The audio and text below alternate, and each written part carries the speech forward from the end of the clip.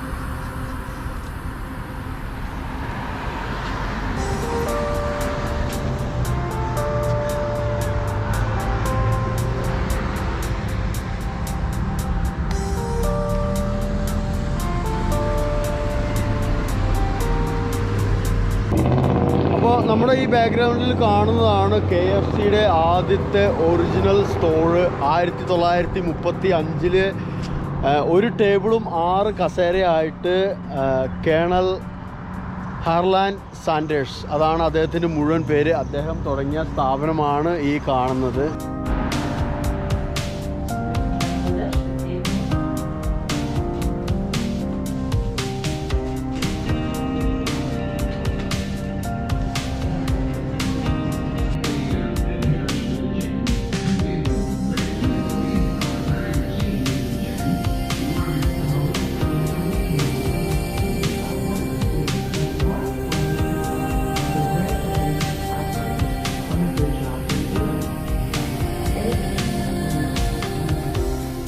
ഈ കാണുന്ന മാൻഡ്രക്കിൻ്റെ പോലെ ഒരു ഐറ്റം കണ്ടോ, ഇതാണ് ഈ KFCയുടെ സ്ഥാപകൻ്റെ ഒരു പ്രതിമയാണ്.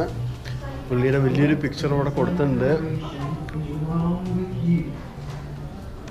ഈ കാണുന്നതാണ് കേണൽ ഹാർലാൻഡ് സാൻഡേഴ്സ്.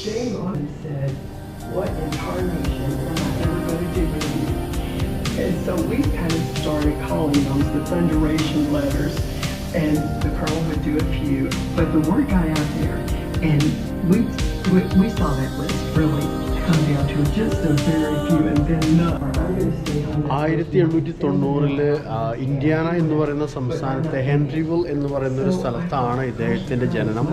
പിന്നെ കുറേ കാലത്തിന് ശേഷം 16-ാമത്തെ വയസ്സിൽ അദ്ദേഹം പട്ടാളത്തിൽ ചേർന്നു. അങ്ങനെ 1935 അദ്ദേഹം ഈ കെൻറ്റക്കി എന്ന് പറയുന്ന സംസ്ഥാനത്ത് നമ്മളിപ്പോഴുള്ള കോർബിൻ മിൽ എന്ന് പറയുന്ന ഈ ഒരു സ്ഥലത്തേക്ക് മാറിയത്. അപ്പോൾ ജീവിതത്തിൽ ഒരുപാട് ജോലികൾ അദ്ദേഹം ചെയ്തു. അദ്ദേഹം ആദ്യം ഒരു സർവീസ് സ്റ്റേഷൻ തുടങ്ങി. അതിനുശേഷം 1935 ഈ നമ്മളിപ്പോൾ ഈ നിൽക്കുന്ന ഈ വെരി സ്പോട്ടിൽ അദ്ദേഹം ഒരു ചെറിയ റെസ്റ്റോറൻറ്റ് തുടങ്ങി, സാൻഡേഴ്സ് കേഫ് എന്ന് പറഞ്ഞിട്ട്. അതാണ് ഒരു മേശയും ആകെ 6 കസേരയും മാത്രമേ ഉള്ളൂ.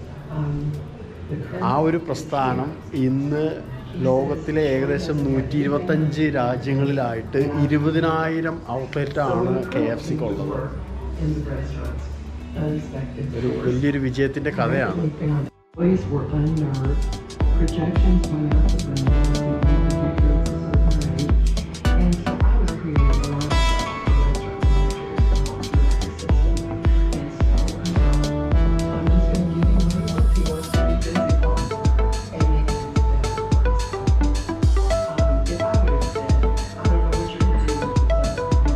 അങ്ങനെ 1940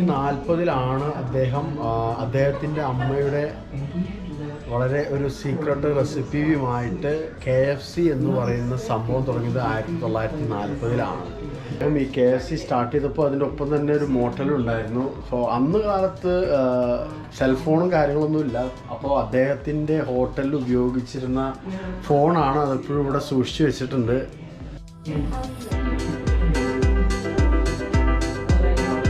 സോ ഈ കാണുന്നതൊക്കെ അന്ന് 1940 അദ്ദേഹം ആരംഭിച്ച ആ ഹോട്ടലുണ്ടായിരുന്ന ഫർണിച്ചറും കാര്യങ്ങളൊക്കെയാണ്.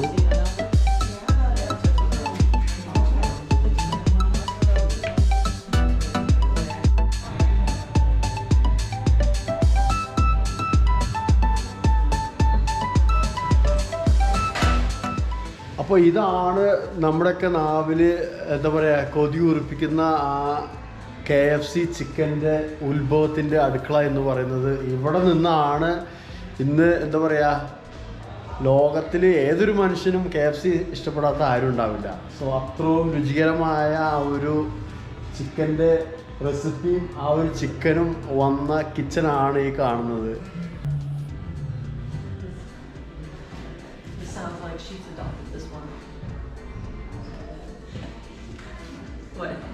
Look, if you have time to lean, you have time to clean. That's a good one. This is another thing that most people don't realize these days. Hard work beats all the tonics and vitamins in the world. That's really true. So ഈ ഒരു എന്താ പറയുക റെസ്റ്റോറൻറ്റിനകത്ത് ഒരുപാട് motivation quotes ഉണ്ട്. കാരണം വളരെ ഹമ്പിളായിട്ടുള്ളൊരു beginning ആയിരുന്നു അദ്ദേഹത്തിൻ്റെ.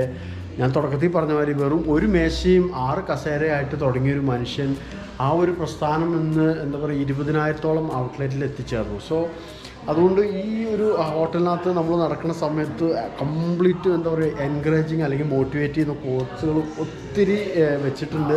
കാരണം പുള്ളിയുടെ ഒരു ലൈഫ് അങ്ങനെയായിരുന്നു. ആ ഒരു ലൈഫിൽ നിന്നാണ് പുള്ളി മാറിയത്. ഈ കാണുന്ന ഈ ഡോറ് മരത്തിൻ്റെ ഡോറ് 1940 ആ ഫസ്റ്റത്തെ KFC ഷോപ്പിൻ്റെ റെഫ്രിജറേറ്ററിൻ്റെ ഡോറാണ് ഈ കാണുന്നത്.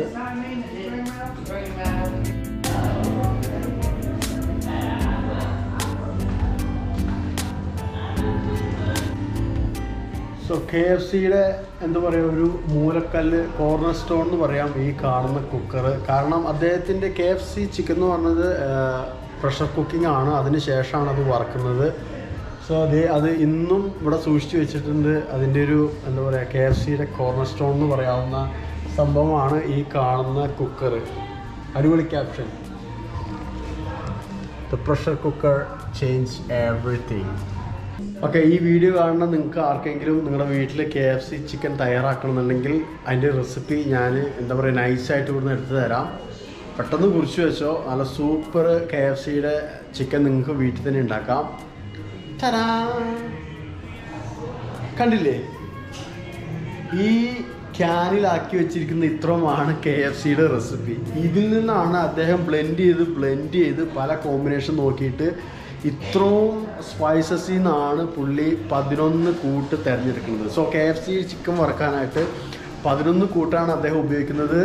അത് സീക്രട്ടാണ്. അത് ഇന്ന് വരെ അവർ റിലീസ് ചെയ്തിട്ടില്ല. അത് ആർക്കും അറിയില്ല. പക്ഷെ അവർ ആകെ തന്നേക്കുന്ന ക്ലൂ ആണ് ഇത്രയും ഈ കാണുന്ന ഇത്രയും സ്പൈസസ് അതിൽ നിന്നാണ് ആ 11 കൂട്ട്. അപ്പോൾ നിങ്ങളെക്കൊണ്ട് പറ്റുന്നുണ്ടെങ്കിൽ ട്രൈ ചെയ്ത് നോക്കുക.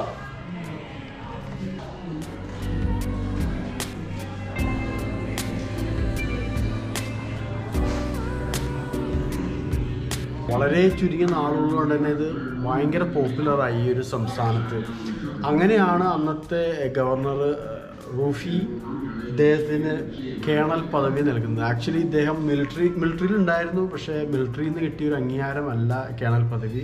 പക്ഷേ അദ്ദേഹത്തിൻ്റെ ഈ ചിക്കൻ ഫേമസ് ആയിട്ടാണ് അദ്ദേഹത്തിന് കേണൽ പദവി കിട്ടുന്നത്. അങ്ങനെയാണ് അദ്ദേഹം പിന്നീട് കേണൽ ഹാർലാൻഡ് സാൻഡേഴ്സ് എന്ന പേരിൽ അറിയപ്പെട്ടു തുടങ്ങിയത്.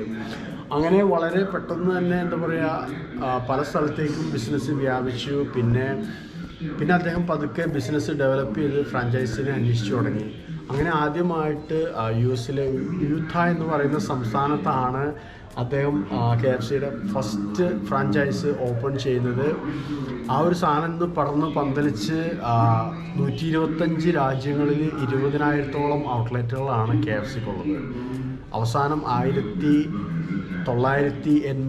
ഡിസംബർ 16 അദ്ദേഹം ഈ ലോകത്തോട് യാത്ര പറഞ്ഞു പോകുന്നത്. പക്ഷേ അദ്ദേഹം യാത്ര പറഞ്ഞു പോയെങ്കിലും അദ്ദേഹം പകർന്നു തന്ന ആ രുചി എന്താ പറയുക, തലമുറയായിട്ട് ആളുകളുടെ നാവിൽ ഇന്നും നിലനിൽക്കുന്നുണ്ട്. അതാണ് it's A magic of KFC.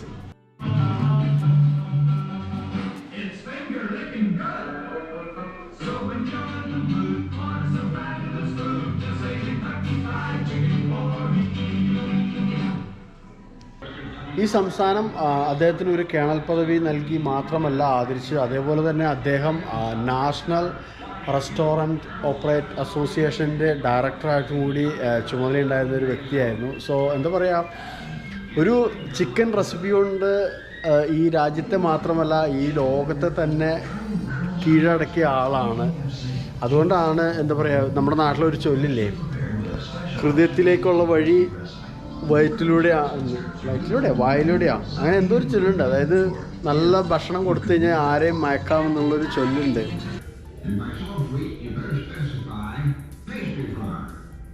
1995 KFC ആദ്യമായിട്ട് ഇന്ത്യയിലേക്ക് വരുന്നത്. നമ്മുടെ നാട്ടിൽ, കേരളത്തിൽ എവിടെ ഉണ്ടെന്ന് എനിക്കറിയില്ല. എനിക്ക് ആകെ ഒരെണ്ണം അറിയുന്നത് തൃശ്ശൂർ നമ്മുടെ കിഴക്കേക്കോട്ടയുടെ അടുത്ത് ഒരെണ്ണമുണ്ട്. നമ്മൾ അവിടെ കയറിയിരുന്ന് കഴിച്ചിട്ടുണ്ട്. സോ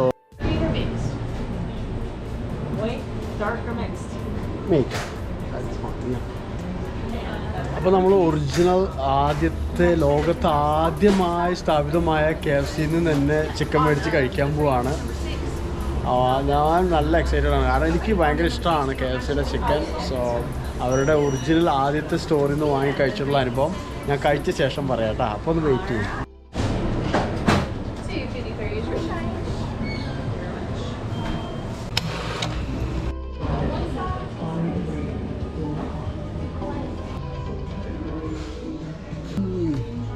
ഒരു രക്ഷയില്ലാട്ടോ.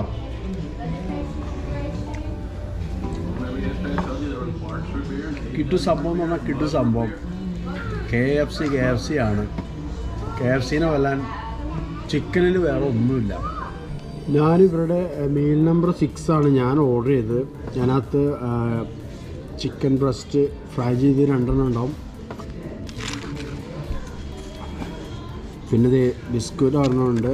പിന്നെ കോൾസ്ല ഉണ്ട്, അതായത് ക്യാബേജും ക്യാരറ്റും ഒക്കെ കുനുകുന അരിഞ്ഞ് അതിൽ നമ്മുടെ മയോണൈസൊക്കെ ചേർത്തിട്ടുണ്ടാക്കുന്ന ഒരു സംഭവമാണ് ഈ കോൾസ്ല. പിന്നെ ഇത് മാഷ് പൊട്ടാറ്റോ, നമ്മുടെ ഉരുളക്കിഴങ്ങ് വേവിച്ച് അത് ഉടച്ച് അതിൽ ഗ്രേവിയൊക്കെ ഒഴിച്ച് സെറ്റപ്പ് ചെയ്യണൊരു വെടിക്കെട്ട് സംഭവം. ശരിക്കും നല്ലപോലെ മൊരിഞ്ഞ് ഒരു പ്രത്യേക ടേസ്റ്റ്. ശരിക്കും നമുക്കിത് കഴിക്കുമ്പോൾ എന്താ പറയുക, ആ സ്പൈസസ് ഏതാണെന്ന് ഗസ് ചെയ്യാൻ ഒരു ഐഡിയ ഇല്ല. നമുക്കതിൻ്റെ ഒരു എന്താ പറയുക, നമ്മൾ സാധാരണ നാട്ടിൽ കുക്ക് ചെയ്യുമ്പോൾ ഒന്നില്ലെങ്കിൽ ഏതെങ്കിലും ഒരു സ്പൈസിൻ്റെ നമുക്ക് എടുത്തറിയാൻ പറ്റും. പക്ഷെ ഇത് ഒരു രക്ഷയില്ല. നമ്മൾ പലപ്പോഴും ഇതേപോലെ KFCയുടെ ചിക്കൻ്റെ ഇങ്ങനെ കടിച്ചെടുത്ത് തിന്നുമ്പോൾ മറന്നു പോകുന്നൊരു കാര്യമുണ്ട്. അതായത് ഞാനിവിടെ വരുന്നതിന് മുമ്പ് കുറച്ചധികം കേട്ടിട്ടുണ്ടായിരുന്നു, പക്ഷേ ഇവിടെ വന്ന് അതിൻ്റെ നമുക്കൊരു ഒരു ഡീറ്റെയിൽസ് കിട്ടി. അതായത് ലൈഫിൽ ഒരുപാട് തവണ ഫെയിലിയറായൊരു മനുഷ്യനായിരുന്നു ഈ കേണൽ ഹാർലാൻഡ് സാൻഡേഴ്സ്. പക്ഷേ അദ്ദേഹം ഒരിക്കലും നിരാശപ്പെട്ടില്ല, വിട്ടുകൊടുത്തില്ല. പുള്ളി വീണ്ടും വീണ്ടും ശ്രമിച്ചുകൊണ്ടേയിരുന്നു. ആക്ച്വലി ഈ KFC എന്ന് പറയുന്ന സംരംഭം അദ്ദേഹം തുടങ്ങിയപ്പോൾ അദ്ദേഹത്തിന് ഏകദേശം 65 വയസ്സായിരുന്നു. 65-ാമത്തെ വയസ്സിലാണ് അദ്ദേഹം പല പരിപാടികളും ചെയ്ത് പൊട്ടിപ്പൊളിഞ്ഞ് പാളിസായിട്ട് 65ാമത്തെ വയസ്സിലാണ് അദ്ദേഹം ഈ KFC തുടങ്ങുന്നത്. സോ അത് വലിയൊരു എന്താ പറയുക വലിയൊരു പാഠം തന്നെ നമുക്ക് പഠിക്കാറുണ്ട്. എത്ര എന്താ പറയുക ഫെയിലായി പോലും never give up, keep trying, one day you will be successful. So ആ ഒരു ഇതാണ് നമുക്ക്. അപ്പോൾ ഇനിയെങ്കിലും KFC ഒക്കെ കഴിക്കുമ്പോൾ ആലോചിക്കുക, അതിൻ്റെ പുറകിൽ വലിയൊരു എന്താ പറയുക ഒരു ത്യാഗത്തിൻ്റെ ഒരു വിട്ടുകൊടുക്കാത്ത ഒരു മനോഭാവത്തിൻ്റെ ഒരു കഥയുണ്ട്. We had an awesome time at the KFC museum. It was such a delicious experience. പൊന്നു മച്ചന്മാരെ ഒരു രക്ഷയില്ലായിരുന്നില്ല, പൊളി ട്രിപ്പായിരുന്നു. ഞാനാണെങ്കിൽ KFCയുടെ വലിയൊരു ബിഗ് ഫാനാണ്. എൻ്റെ ഇഷ്ടപ്പെട്ടൊരു ഫുഡാണ് KFC. സോ ഇവിടെ വന്ന് ഞങ്ങളുടെ മനസ്സും നിറഞ്ഞു, വയറ് നിറഞ്ഞു. It was yummy trip. അപ്പോൾ ഈ അടിപൊളി യമ്മി വീഡിയോ നിങ്ങൾക്ക് ഇഷ്ടമായെന്ന് വിചാരിക്കുന്നു. ഈ വീഡിയോ ഇഷ്ടമായി കഴിഞ്ഞാൽ തീർച്ചയായും നിങ്ങളുടെ സുഹൃത്തുക്കൾക്ക് ഷെയർ ചെയ്യുക, എല്ലാവരിലേക്ക് എത്തിക്കുക. അപ്പോൾ നമ്മുടെ ഇന്നത്തെ യാത്ര ഇവിടെ തീരുകയാണ്. ബട്ട് ആസ് യൂഷ്വൽ ദ വൺലെസ് കപ്പിളിൻ്റെ യാത്ര ഇവിടെ അവസാനിക്കുന്നില്ല. പുതിയ സ്ഥലങ്ങളായി, പുതിയ കാഴ്ചകളായി, പുതിയ അറിവുകളായി നമ്മുടെ യാത്ര തുടർന്നുകൊണ്ടിരിക്കും. സോ അടുത്ത വീഡിയോയിൽ കാണുന്നവരേക്കും bye from the wanderlust couple. Bye.